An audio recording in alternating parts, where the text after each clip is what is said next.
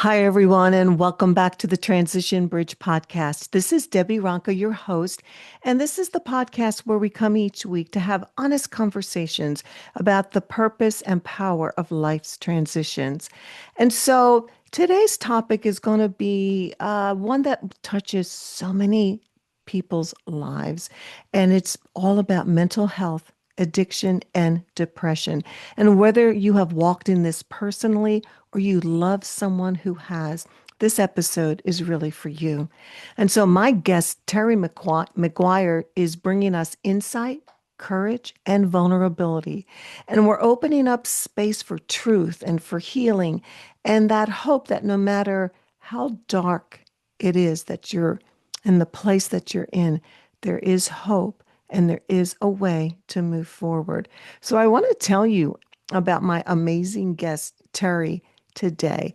Terry is an award-winning journalist and a news anchor turned mental health and hope advocate. She's a former crisis line volunteer who lives with depression, and she has also lost family members to suicide. With more than 40 years of storytelling experience, Terry feels honored to be trusted by her weekly guests to share about their mental health journey. The Giving Voice to Depression podcast that she has created and co-host has been downloaded more than 2 million times, and it has ranked now in the top percent of global podcasts. And in the meantime, she is senior executive producer of recovery.com. Well, Terry, I am just so excited to have you here with us today on the Thank you. Transition Bridge podcast. And I just want to say I'm grateful for the way that you have taken your personal pain and the personal painful moments of your life. And now you have created something with recovery.com and the podcast that you have to just help so many others that are struggling. And I just want to say thank you for your heart. Oh, thank you. And thank you for your heart as well, because you're doing a very similar thing. And the more we talk about all of the things that happen to us as humans, the more we feel like we're part of a group of people who go through things as opposed to we're uniquely flawed, you know? I love that because we're not exempt from pain or Right. tragedies or struggles. It's life and what we do with it and how we find community to also help us to heal. So, and Yeah. I know one of the things that's so important is giving voice. Like that's what I love the name of your podcast because Hmm. giving, I believe giving voice to pain is the beginning of healing. I couldn't agree more.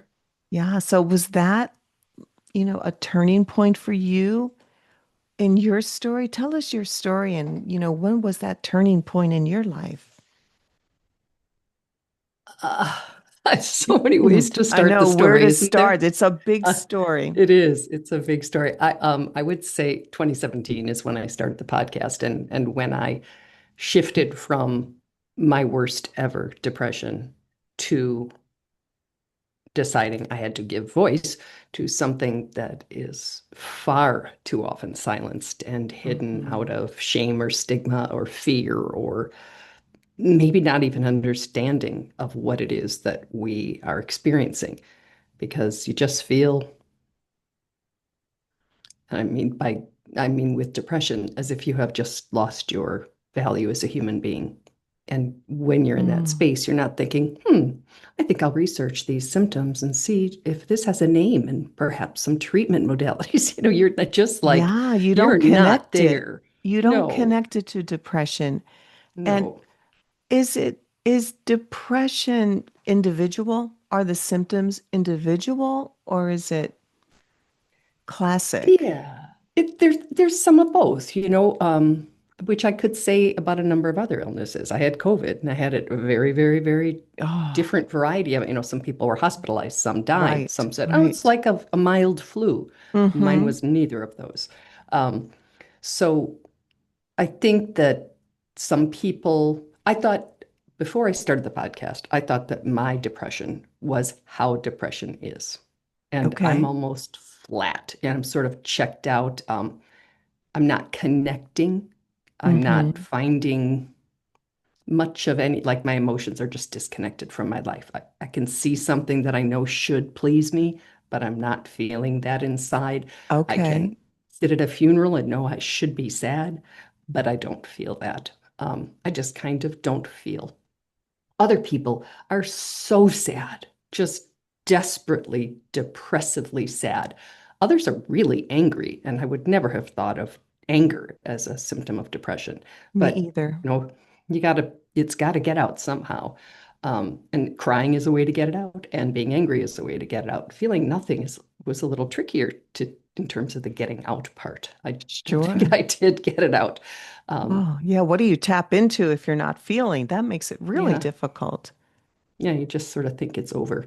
And that you're always, those absolute words are a Hmm. symptom. Always going to feel this way, never going to be understood, no one cares. All of those kind of words just swim in your head on a loop. So, what I hear you saying that if you're doing that right now, you Yeah, should, that's kind of like a red flag to say this could be depression. it could be. Yeah. And Mm. people always ask me for the symptoms and Google symptoms of depression. You're going to find the list. A big list.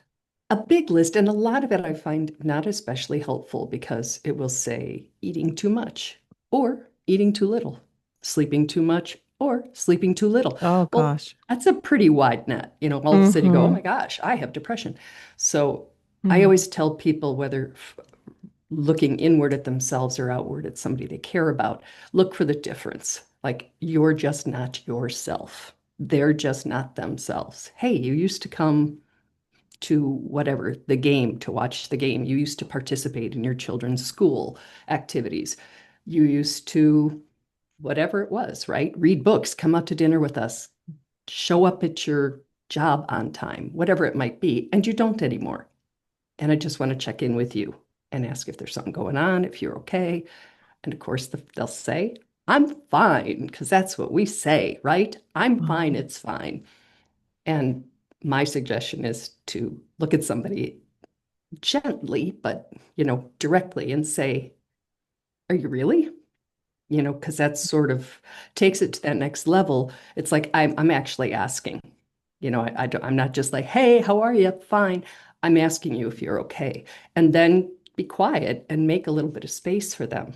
And they may say, "No, I'm fine," with sort of a stay out of my business, tone. But you planted a seed. You've made it clear to them that you're a person who cares and would make space to listen to them if they wanted to talk. That's great And advice because if we don't, I love that you had the second question. Are you sure? yeah, Because that does really. show compassion. And then maybe Hmm. there's another time the person would feel safe enough to say, I think something's wrong, Hmm. right? That's what you Bec- hope.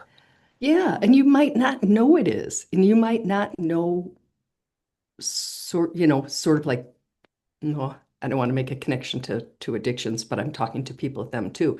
But somebody who has a substance use disorder may convince themselves that their drinking is not in any way impacting their life or their work until, the boss calls you in and says, "Hey, what's going on? We think you have a problem and you got to get some help."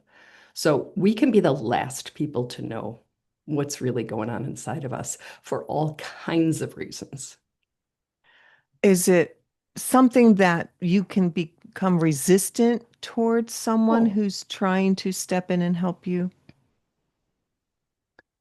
I probably wouldn't have answered honestly, if Hmm. somebody asked me. But then again, so one of the things, my depression lasted almost 2 years. It happened to coincide with all kinds of life events that were crushing, right? And when a boulder's on you, you Yeah. don't, you can't really just roll it off and get on with things. So it's hard to know, is it because A, B, and C just happened and I'm reacting because I'm a human, or I have depression? And so for me, it was all sort of muddled with a divorce and a move and Hmm. menopause. Let's talk about the fact that hormones can play a role in this. So I don't know that I would have said, "Hey, I think I have depression." Had I been able to name it, I would have also been able to get treatment for it. And that's one of the things that I found upsetting because if I had just, for 2 years, if when I talked to you, I cleared my throat, you'd be like, "Hey, what's up with that? Are you still Hmm. clearing your throat?" If I limped for the better part of 2 years, how many people do you think would have told me to get an x-ray? You should Oh, get that x-ray. everyone. Yeah. Yeah. But I literally was saying, I don't even want to be alive anymore. Mm. And, you kind of got like ooh, Terry's not much fun anymore, or that's an awful thing to say. Not, how can I help? How can I support you? Or better yet, sounds like depression. Have you been to a doctor? You should go to a doctor. You should see a therapist, get that checked out. And I know that's from a place of privilege. Not everybody has a therapist, but even I'll go online and look this up. What else are you feeling? You can step in for somebody and take some of the load. I'm glad that you shared that because it sounds like a lot of people don't want to touch it because they don't know what Oh, to do. And so no. rather than press in, they step back. And really, what the person in depression needs is someone to just keep knocking Yep. and asking questions and slowly pull you towards getting help. I'm glad you shared those things that people should say because I Yeah. think, it's like grief. People don't know how to help people who are grieving. Very much And I so. think the same with mental health and depression. We don't know what to say. We don't know what to do. We're afraid. And so I think what Yeah. you've done is just given us permission to step in and Mhm. say it's important for us to step in. So thank you. Yeah. And you don't, I mean, the fact that people don't ask those questions, again, I don't, whether it's grief, whether it's depression, whether it's being suicidal, whatever it is, it's often because they're uncomfortable, right? Yeah, That's an yeah. uncomfortable conversation. Well, I will just wag my finger and say, doesn't have any, it's not about you. If somebody's hurting, it's about them. Get out of your head for a second and think what they might need, because it isn't that hard. It may in fact be unfamiliar. It may in fact be uncomfortable. Mhm. But if somebody isn't coming out, they used to whatever you do on Friday nights, we'll say, whatever, go out after work. And if you know something's up or you believe something's up, you can also say, hey, I'm going to drop by Friday. Or I got you a whatever to go. We all went out I live in Wisconsin, we do fish fries. So I got you a fish fry. I'm going to drop it off. You don't want to talk to me? I'll just leave it at the door, you know? And you can say, hey, come along. Probably not going to come, but you can offer to stop by. I have to be honest and tell you, I probably would have said no because for me, that's more work, right? Now I have to be social. I have to get dressed. I have to, if I have been really depressed, take a shower, clean my house up a little bit so that you're not more alarmed by my behaviors. But you can do it. You can show up and say, let me help you clean your house. Hey, place is a mess. Let me help. Let me help. I can do the dishes. Why don't you jump in the shower while I do the dishes? There's so many ways that we can be there that don't take too much from us, but would mean the world to somebody else. And you can Mhm. sit and watch a movie with them. If they don't want to talk about it, again, grief would be another good example of this. Some people want to talk at some points. Some people don't want to talk at some It's point. true. So say, you don't want to talk? Okay, I'll just sit beside you. There's this great movie. We don't even have to talk. Odds are real good. Something in the movie is going to bring something up, something's going to be said, but it's not like you sit there under that guise of we're not going to talk and then say, so, then don't, Yeah, respect the yeah. fact that they let you in because you weren't going to question them. But there are Yeah. so many ways we can be there for each other. I love all the suggestions that you shared. And I think the bottom line is we don't feel like we have to have the answer. Oh, because We we don't don't. know how to Yeah, solve it, but the best right, thing is to be a good listener and to just be present. So thank you for freeing us up to right. like give us some clues here. Like, yeah, just go over and say, Go take a shower, I'll do the dishes," and it Yeah. just helps things to flow. I stopped So, by with some groceries. Yeah. yeah. So you were then someone who was not depressed, but because of events and things in life became depressed? I think think I'd had it prior. I know I'd had it prior because I've been on antidepressants. And that is all the more shocking that when I had it really bad, I didn't recognize it. You would think it'd be like, oh, Mm. it's strep throat again. I know the signs. My glands are swollen. It hurts to swallow. But I don't know if it's a matter of wearing you down enough or life's events having worn me down enough that by the time it hit, I just wasn't that Weren't connecting conscious. in. Yeah. Yeah. So I don't know. I mean, it's one of the things that surprises me most because I'm a very resourceful person. I was a journalist and I'm a researcher and, WebMD and I go way back. So I'll look up anything. Hmm. It's like anything. Is this rash normal? Is this just a sunburn? Whatever it might be. I didn't once look this up. It didn't feel medical to me. I thought Interesting. I was just done. I was done with life. Life was done with me. And it wasn't until there, I'll tell you because it's important. Suicidal thoughts are pretty common Hmm. symptom of depression. I didn't know to think of them as a symptom until I talked to hundreds of people who had the same thoughts. And I'm like, oh, that's good to know. But one day I was in bed, I was in bed a lot, and I thought I was having a heart attack. I had all those classic symptoms of a woman's heart attack. They're in all the magazines. Okay. And my pain in my chest, I felt like something was sitting on me, some Mm. numbness in my arms, all of it. And my first thought was, I got to throw my phone because it's on my nightstand here. And if they find me in my bed and my phone's right here, they're going to get mad I didn't call 911. But if it's in the other room, Oh gosh. it just happened, right? So I Okay. threw my phone. I happened to have a really tiny house, and the kitchen was right there, and it slid under the refrigerator. And I was like, okay, now we're good to go. And then I thought, oh, wait a minute. What did I just do? What that thought process? I will Yeah. die here because I can't call for help. Oh And that was enough to sort of wake me up a little bit God. that I Hmm. thought, I think something else is going on here. I think I need to talk to a doctor. And I called my doctor and said, like, I think I might need an emergency appointment. I think something's really wrong. I went on antidepressants, and I know there are people who hate medicine. There are people who have all kinds of feelings about them. For me, I don't think I could have gotten out of that hole as deeply as I Hmm. was in it without them. Am I on them Yeah. right this minute? I'm not. But when I need them, I do not hesitate. My doctor put me on antidepressants 6 weeks later. I was me. And that's Oh, why I started the podcast because I was like, oh my gosh, I lost 2 years of my life by not recognizing that depression is a medical condition.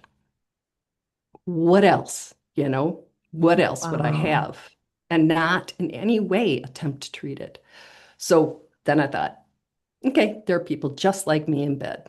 There are people thinking their life Hmm. is over, wishing it was over, and they might feel better in weeks. Now, you might also not get the right med, might Sure. It take takes 10 time to tries, figure all you that might not out. get into a doctor, all of it. Hmm. I got lucky. I had a doctor. I was able to get in. The first medicine worked, Oh, and that's slowly I got my life amazing. back. Because I know that's a Yeah, trial and error.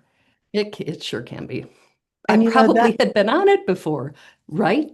I probably had been on it before, and that's how he knew which one. that is, I'm so happy that you shared that because trying to discern whether or not you just want life over, Hmm. you just think this is the next step, or is it really a medical depression that can be treated so that you can become yourself again, Right, move forward and doing all that you are doing now to give a space for other people who are going through the same thing, a voice to share so they don't feel like there's something wrong with them. Like right. this is common. This Oh, is it's very common. common. Yeah. And there are people who have depression that stays, so there are treatment resistant varieties, I guess is the Oh word. gosh. So I'm not saying magic wand here, your Right. life will be happy, but I didn't want to die anymore. And That's that's a huge amazing. change. That's a Yeah. huge change, right? So if I still have my dips, I can live with dips. I can live with dips, you know? That's life. Well, what do That's you life with do when a depression. dip comes? Like, how do you give yourself hope on a hard day? Well, I've learned, and that's one of the beautiful things about talking to people is just my own coping strategies or mental health management tools, but I've also learned theirs. So, I know that there are people who yoga and journaling, and, I used to roll my eyes when they said that sort of thing because I'm thinking, yeah, really? You want to die and you're going to do a little bit of yoga? But you're not always in that deep of a pit, Right. Right. especially if you can catch it early. And that's what I've learned. It's probably the most helpful lesson I've learned about depression is like other illnesses, you can kind of feel it coming on. Again, if you don't have the kind that's always there. And it's Mm-hmm. just that, oh, I'm more reactive, I'm more negative, I'm more whatever your early morning signs are. And I know that this helps. Sleep is a huge one. I need to get the right amount of sleep because if I'm tired, Mm. I can't deal with this. I can't deal with much. Mm-hmm. But there are people who've recommended making a box that has things in it that will remind you of happy times in your life. And it might be pictures from, the beach or your children or a love, whatever it might have Oh, been. But it's like, oh yeah, those things were a part of my life. Because you can't really remember them. You can't remember the good. sure. Yeah, when you hit that place, you need a Yeah, visual. exactly. And it's been recommended to me to record a voice memo on your phone. And I did recently after interviewing someone who suggested it. And coming from a place of not depressed. And I said, hey, Terry, I'm really sorry you're in it again. I didn't know we Mm. were going to have to get on the roller coaster again, but guess you are, or you wouldn't be listening to this. So I just want to remind you, you've come out of it every other time. It can be hell while you're there, but call your doctor, call a friend, call your sister. I have a sister who also has depression. Call your sister and tell somebody. Get the ball rolling towards something brighter, literally, than the darkness of depression's pit, and see what you can't do for yourself because you're going to get through this. You have every other time, and I love you. Well, that would be Mm. really nice to hear. It'd be nice if someone else said it, but they wouldn't even know to say it. So I say it, I can say it to me by having a voice memo. So there's all sorts of things. And I think pretty much every episode I've done, and I'm up to 400 some, I've asked people, what do you do? What do Yeah. you do? And it's all different and it's all really helpful because it might be something, oh, I used to do that. I totally forgot about that. Walking, I do generally feel better after a walk. I'm outside, I'm in the sun, I'm moving, I've gotten my butt, I'll say, out of bed. And that's helpful, right? Yeah. You can't wait until you feel like doing things. You have to Mm. do them. And that's behavioral activation and cognitive behavior therapy and all that. But, it's not like when I feel better, I'll take a shower. It's like you'll feel better if you take a shower. Now, that can be a big task if you're really in it. Yeah. Because sometimes it is Also, just take it a yeah, task at a time yeah, so you don't get overwhelmed. I love that you have this podcast and everybody's sharing different tools. right? The box with the photos. Hmm. Gosh, it's like, do you almost need to write down what your tools are, like on a piece of paper, so you have a place to go to remind you? Go listen to your notes, go look at the pictures, or because you may forget or You get may. so low you don't even know how to reach for that. I think that would probably be a really good idea. And I'm trying to think of what the acronym WRAP stands for, Wellness Recovery Action Plan. So there are actual, and that is online and free, and you can download it and you can put in what helps.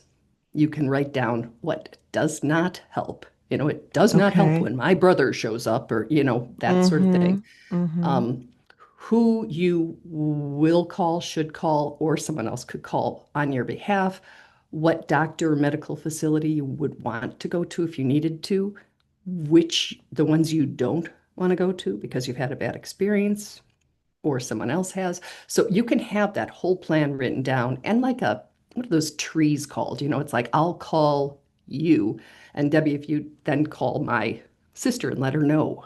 And Ah, now some things are happening. I've got some safeguards in place. So yes, I think it would help to write it down. And there are ways that you can make a very comprehensive wellness and safety plan for yourself and have that written down. Actually done a couple episodes if somebody wants to look those up, where we literally have the link to the form and we go through it. 1A asks for this. These are examples of that. 1B asks for symptoms, and here's a list of symptoms. So we tried to make it to walk someone through the creation of a RAP plan. that's powerful. And this is all on recovery.com. The RAP plan is Mary Ellen Copeland. Gosh, I hope I got that right because it was years ago I did the episode. I think she's the woman who wrote it, but it's WRAP for Wellness Recovery Action Plan. And if you or someone you know frequently has something, and you bring up grief again, I don't know that it wouldn't be a good idea for that. Hmm. The days Hmm. it just overtakes you, whatever that Yeah. it is, what helps? Do you like to be alone and have a good cry? Or, or, maybe after that, do you need to do something to re-enter the world? Yes. You know? And I interviewed one man who said he has a 3-day rule. He can completely, I was going to say succumb, but that might be judgmental. But he'll allow himself those Hmm. 2 days in bed to feel or not feel whatever depression has him feel or not feel. Third day, he knows he has to do something, or he's going to be there for a while. Oh, That there's just a turning point for him. And I would have to agree that's about the amount of time. You can't think in a week or two, week or two, you're in it. And, mm, those walls are slippery. You're in that pit. It's not like you can just yeah, climb get out. out quick. And it's like he gave himself a time limit. Right, Okay, I'm going to right. do this but by the third day, I Yep, have to get up. right. By the third And day, I have to yes, reach out. There's something so powerful about having a plan. I hmm think it's a protection it almost is. that you put around yourself. Absolutely. I even like that it's called wrap, right? It's like, Yeah. I've got a scarf around me. It's like just something you can kind of cozy in. Yeah, that protects you from the elements. And it Yes. also lets other people know what you need Mm, because you can't verbalize it sometimes at the time, at that moment. But if someone else has a script from your right. rap, okay, she probably could use this red light, or she would, no, let's not do that. I just think that's fabulous. It's a great point you raised, and thank you for reminding me. You share your plan. So you make a copy of it. Okay. And, if you're on my plan, if Debbie's the first person I'm going to call, you have it. And so you can look at it and say, oh, okay, Terry has activated the plan. I'm supposed to call her sister Bridget, and I'm going to swing by with some groceries. I'm Hmm. just going to see how she's doing. I'm going to say, get up. We're just going to walk to the corner. You don't have to go for a long walk. You don't have to go play pickleball or whatever the heck, would involve some real energy and effort. But we can walk to the end of the drive together, you know, whatever it is. Whatever it is, Some, because everybody's yeah, unique. Everybody's going to have their own rap right. solutions in there. So I know you talked about it in the beginning, where people stay in silence and isolate. Oh, So, like, what can you give us more insight on that? Why do you think so many people wind up suffering in silence rather than being able to come out? Is it just the whole misconceptions of mental health and depression? yeah, I think there's a lot of stigma. I think it's people are Hmm. afraid to say it. They don't want to lose their job. They don't want to lose their friends. Uh, Also, you don't have the energy. I didn't.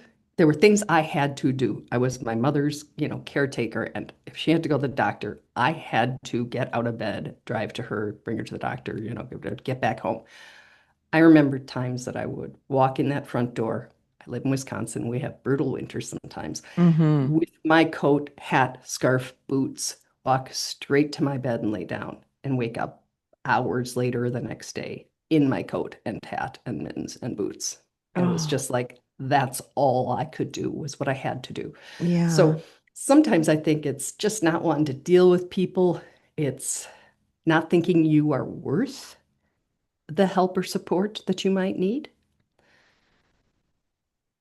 I could not see that. having been let down so many times, you Mm, know? I mean, I never, my close friends didn't do anything. I have a depression podcast, and I've still never had someone say to me, I've had it since 2017. I've never had a friend who doesn't have depression say to me, so now that I know, what do I do? What do I do if you disappear? How will I know if you're depressed? How would I know if you needed me? mm, Those are questions to ask somebody. And yes. again, I don't care if it's depression or grief or a chronic illness, right? If somebody has fibromyalgia and they are really unable to do the things that would be normal, active things in their lives because they're hurting, Right. That's how would I know painful. if you're hurting? And what could I do to support you? You Eh, know, why You don't we know, ask? yeah, they're simple questions, but when you say them, it's like, gosh, that makes so much sense. But Right? we are just not trained's not the right word. Yeah. I think we're, we are society can be afraid. We're just afraid we're not going to Hmm. do it right. We're afraid Hmm. we might do more harm.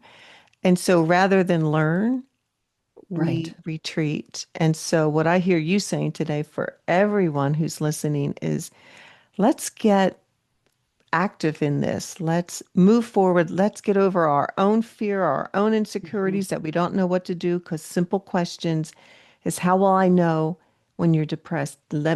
Give me some idea of some signals, of some warnings. Equip me to help you better. Right. That's what I think is really needed. It's almost like you wish they had workshops, Hmm. My to next job. yeah, or your next podcast episode, There you go. do a workshop and train us on what we Hmm. need to do, what we need to be looking for.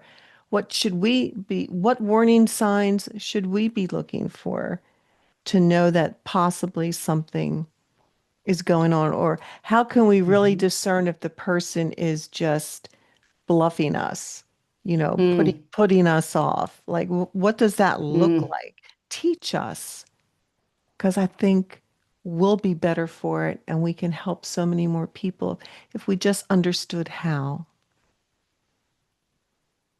I like to think that. Yeah. Yeah, Well, I don't know if it's true. Um, mm-hmm. I think so many people are relieved to hear fine. I asked, you know, I asked. Right. If I ask you how you're doing and you say fine, I'm off the hook. I can go out and do whatever I was going to do tonight. Right. And I If think you tell that's me you're struggling, oof, now right. what? You know, Right. Yeah. Yeah. People actually, when we ask how you doing, we don't really want to know. right? Because Right. you keep walking even. We were moving so Yeah, fast in life. And right. so I guess the I moral of think the she said story fine. is, yeah, Yeah. slow down and like, wait, Hmm. like think more about the person that's in front of you than yourself. I think if we change our mindset, the way we think and actually care, like I have a friend, she's so big on compassion. And I said, yeah, we're all missing Yeah. components of that in our lives. And when you're compassionate, you do reach out. You can empathize, you can just be there. So I think it's something for all of us to learn. And that's why I love doing this podcast with you because we need to be equipped and educated to be able to help better. Yeah, that would be nice. I have to tell you that this room is like 95 degrees. So I apologize. I'm not having an episode of anything as I get redder and redder and sweatier. It's just really hot in here. So No just have to worries. put that out there. You look great. Well, what do Uh, you think, do you feel has mental health conversations evolved over the years, or would you feel there's like an under discussed aspect of mental health in today's culture? I'll start with the first question. I think it has changed a lot. I think it still needs to change a lot, but I Hmm. know that millennials, my children are in their 30s, and part of that is because they were raised talking about it. But they just don't. I interviewed a young man who said that he just says to his friends, I can't make whatever. Say they were going to go to a concert. I'm not coming. My depression's bad. Now, some people will say the monster's here, or, whatever, however you want to word it, whatever code you choose to use that your friends understand. In my lifetime, I have never said that to someone. Love to, but my depression's really bad. I have no energy. We say I'm tired. We say I'm tired all the time to people. Um, you might be tired because you're depressed. And I'm not going to come. And you just normalize saying that because you would say it about something else, right? It's like, True. I have migraines and I've got one tonight. I can't come. I know I said I would. Sorry, someone else can use my ticket, whatever that might be. So I think that it's much different now whenever I talk to younger people, and I'm in my 60s, so a lot of people are younger. They're just more comfortable talking about it. They talk about it at school. There are classes. There can be mental health breaks or that kinds of things, which sure as heck didn't happen growing up. And we need to do more.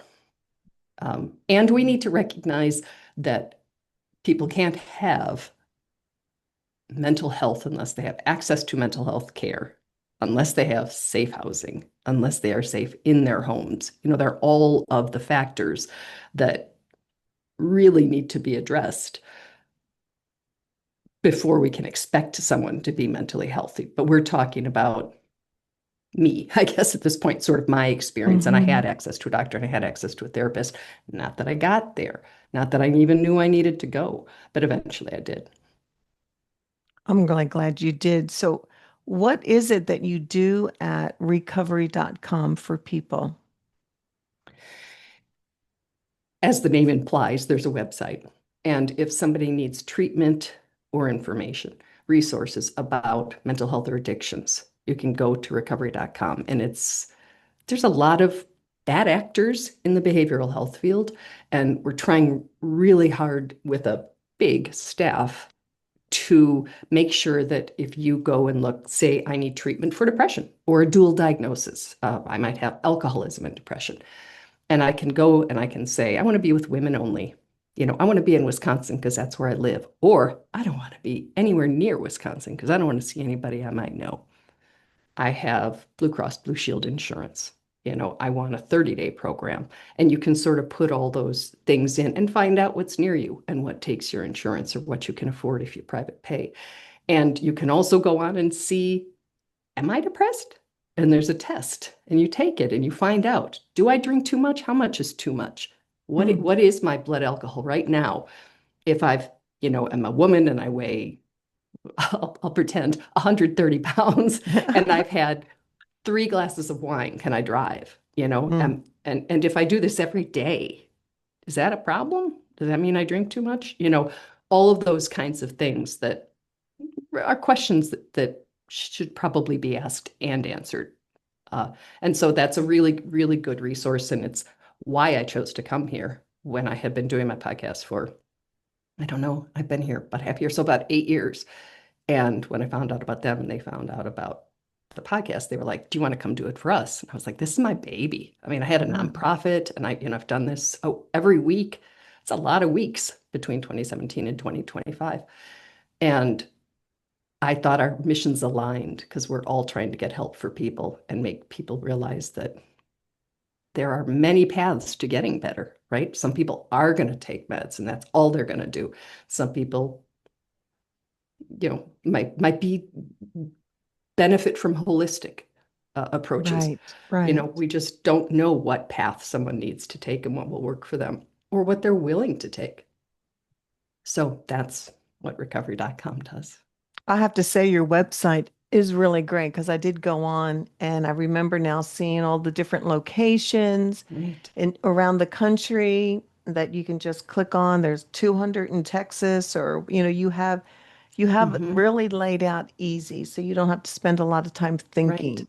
Just go there and get the help. Right. That's well done. It's well And when done. you dial the phone number, you are going to be connected to the facility you were just looking at, which is not true some places. You'll hear, oh, you wanted to go to, you know, Debbie's place. They don't have any beds, but we got some in Florida. Well, if you're calling Debbie's place, you can tell me you do have a bed or that you might next week or whatever. But you want to know that you are actually contacting and connecting with the facility you were hoping, you've already Mm, chosen, you've looked at it, and you've thought, okay, I'm curious enough about this to make a phone call.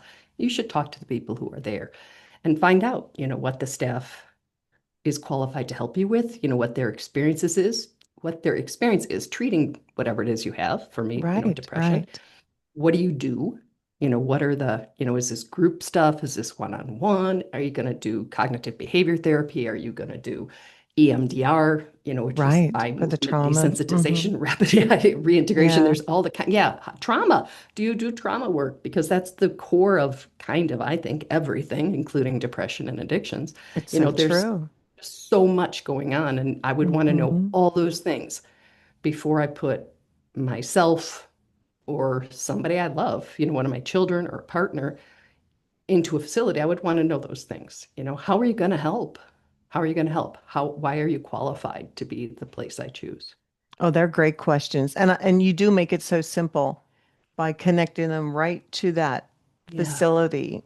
Because it's nothing could be more important. depressing than being, going Yes, all over. Then you just give up and you put the phone down. But this is you do give direct. You're up. right there. And you feel the comfort of someone who understands you and probably knows how to ask a few questions that you're maybe not even thinking of. And as we talk about resources where you can talk to someone. I want to, are you in the US too? Yes. Yes, So yes. 988 in the US is like 911, but for mental health. And not enough people know it and not enough people use it.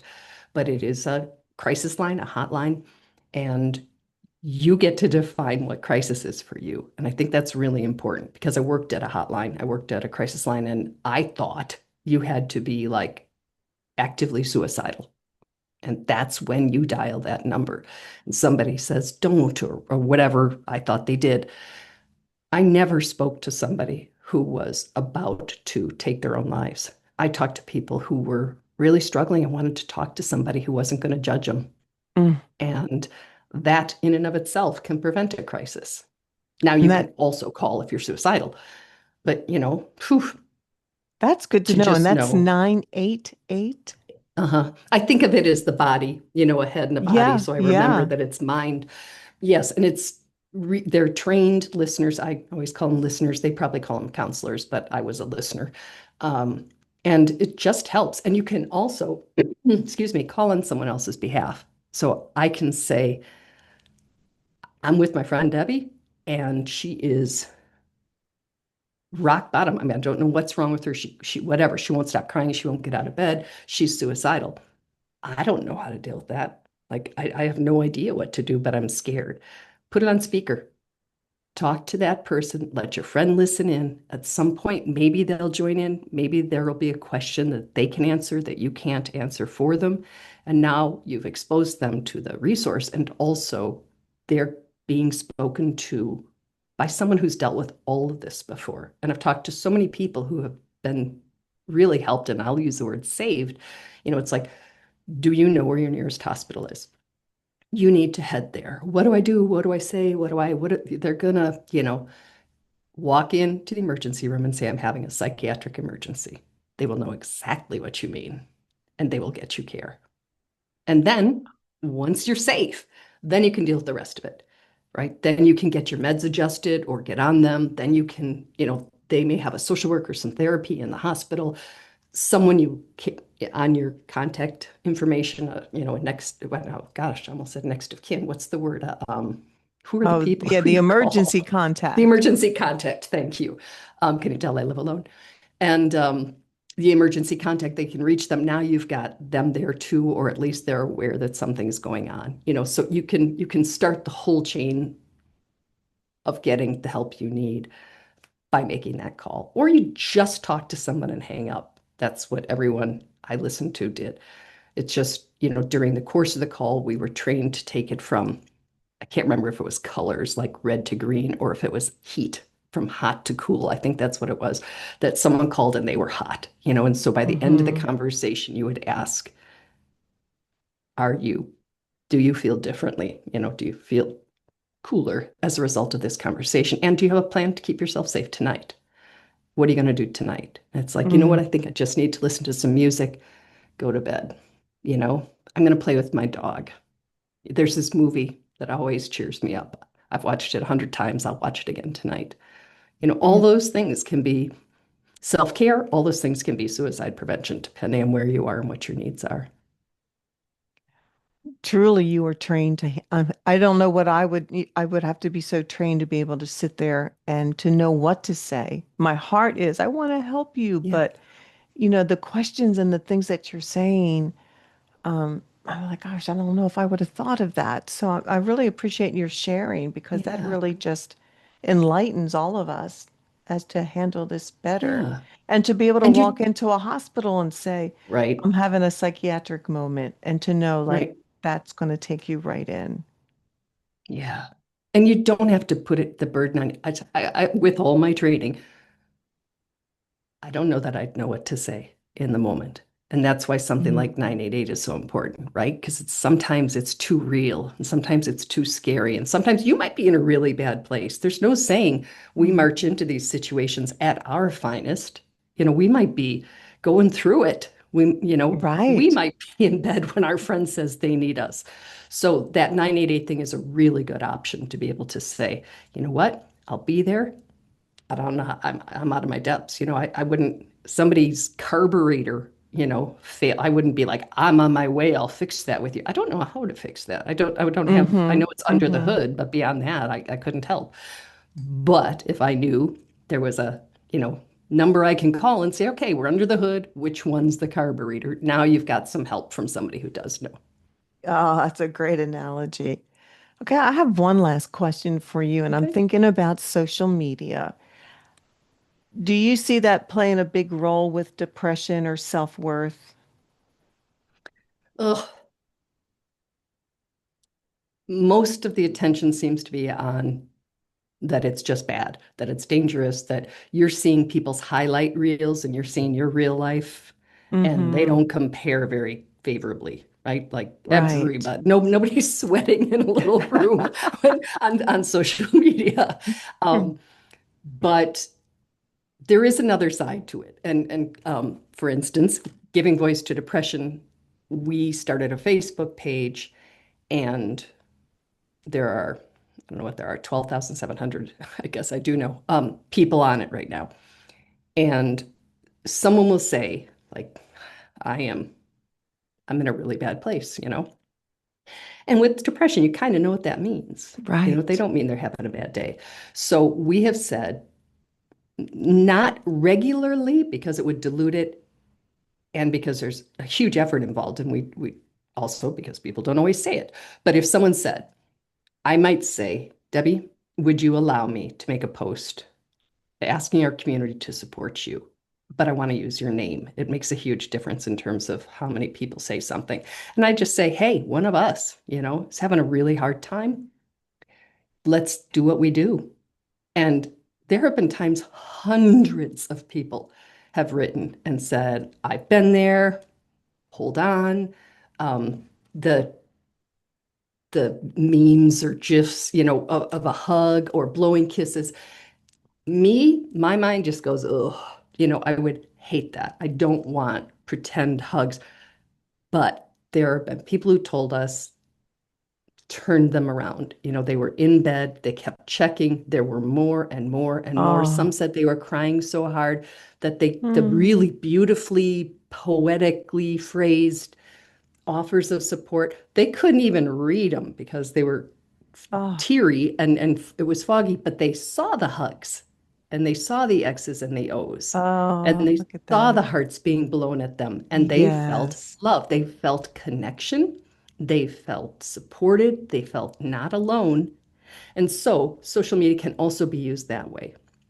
So I've seen both. And I think you have to be Yes. very careful where you go. I don't think that when you find a hostile environment, whether you're online or whether you're, walking down the street, get the hell out of there. Yeah. You What's know, the name of your Facebook? it's just giving voice to depression. Okay. Yeah. That's your own tribe that you have there, and you all are It's, coming together to help. That's it is lovely. beautiful. That's And since, beautiful. yeah, since the first day, we've made the commitment that anytime someone writes, we will acknowledge it. And sometimes we're at our best. And we have, I didn't have a full-time job before. And we had time and we would have a little exchange. We'll at least acknowledge it with a heart or a care emoji or something. But there's a full-time employee who that's what she does. Sarah, shout out to Mm. Sarah. And she knows and she cares. And she's like, hey, you might want to get on. Patty's struggling. And there are like four Oh, Patties. And, I'll be like, hey, Patty, we see you. I'm so sorry you're there again. And, mm. stick around, keep in touch. We're here. And some people will simply write hi or no. If the post was something positive and they write no. These days we don't know if it's a bot or a person, right? Okay, that's true. Years ago we did. But even now, that might be someone dipping their toe in the in Yeah, the pool. Like, yeah. am I going to get a shock? Am I going to be treated respectfully? Is anybody going to say anything? Hello, is anyone there? We're there. And we'll write, hi back, welcome. We see you. Oh, We're here. You're among people who understand. that Well, is so, you know, boy, you talk about a safe place. we try. Yeah, We that's, try, and it's just like that's what we can do. Can I change someone's brain chemistry? Nope. Can I change what is going on inside their house? I cannot. Can I change anything about their childhood trauma that led them to this place? No, I can't. I'm sorry, I can't deal with my own. But I can tell you, you're not alone because I'm here too. mm, Sarah's here too. Somebody's here. And then that has helped me with my depression. People say, what do you do to protect yourself? And I say, my brain would tell me, you have no value on this planet. No one cares. No one would notice if you were gone. They might all be better off. Now, when my brain tells me that, I know they're wrong. I'm like, I've got an episode to get out Tuesday, and Patty's struggling, and I'm watching it, and I want to be able to say something if she checks back in. So oh, it's a protective factor against suicide to have purpose. yes. And that's one of the things that this podcast is, and the rest of it has done for me. Purpose and community. Yes, yes, those are two Yeah. huge things. Oh, the isolation just makes the lies louder because you have nobody to give you the opposite or the Hmm. objective Hmm. of where isolation just, oh, magnifies everything. And with both addictions and a lot of mental health conditions, isolation is a symptom of it, and it propagate the right word, makes it worse. It exacerbates it. Because, like you Hmm. say, now I'm just here by myself, Yeah. and my brain is not a friendly companion in the room with me while I'm in it. Oh, I can My normal understand brain, that. yeah, Hmm. yeah. Hmm. Especially when there's trauma connected to it all. You just, those limiting beliefs, the things that we believe about ourselves that really Hmm. are not true, but it's a lie that we've made our truth. And Hmm. we struggle with those. We do. That's a We hard do. battle. That's a hard battle. Hmm. So, Terry, at this point, I would love for you to reach out and just share a word of encouragement and hope or whatever it is that you feel that you still would love to share about depression, mental health, or addiction to encourage someone right now that's maybe in that dark place, or maybe it's someone that has a loved one that's struggling. Right.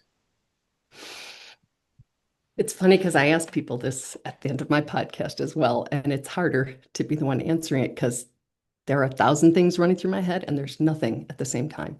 Um, it is such a bumper sticker or Hallmark card to say you're not alone.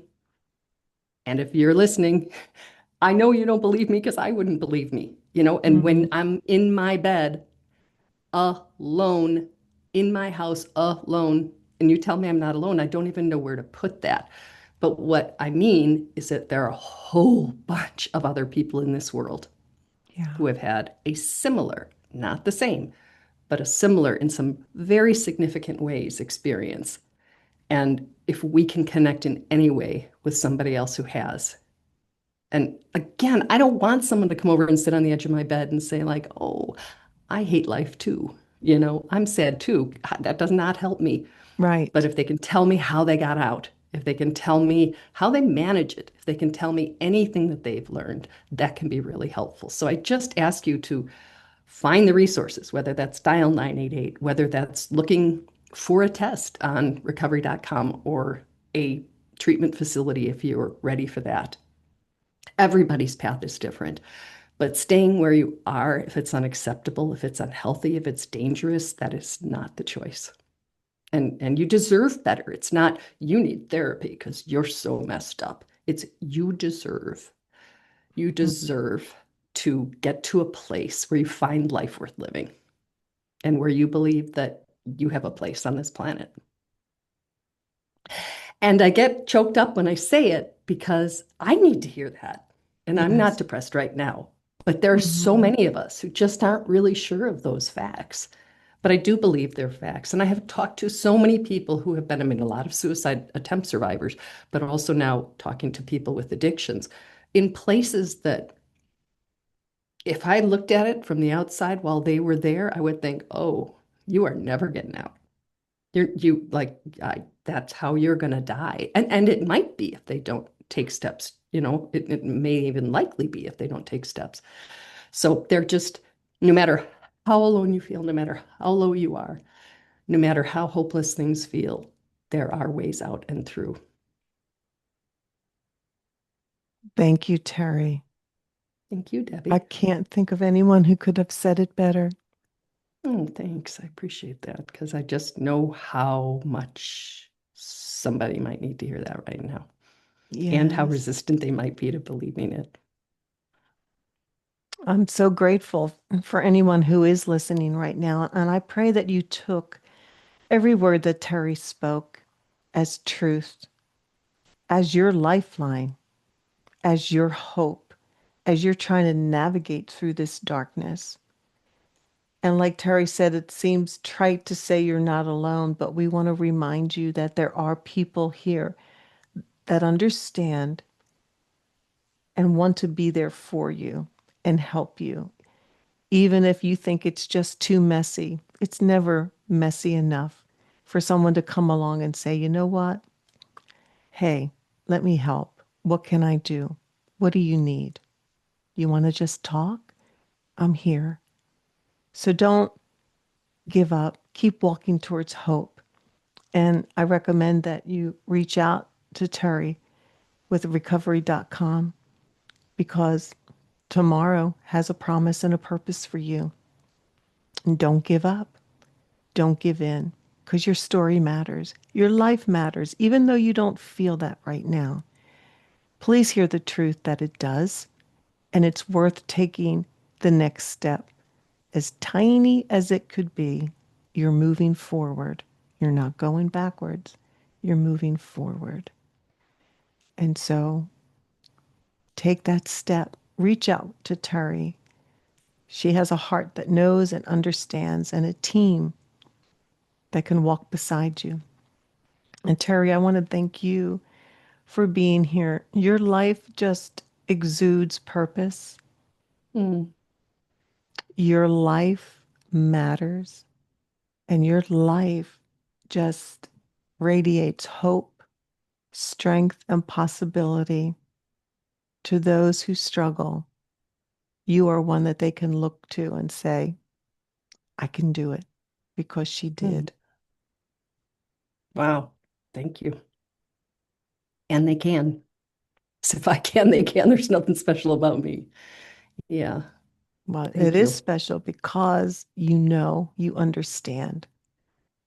And I just so grateful for your courage and for the way you have taken your pain and have turned it into purpose.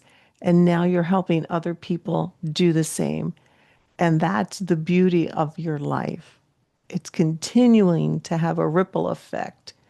And it's just reaching out like you're a river.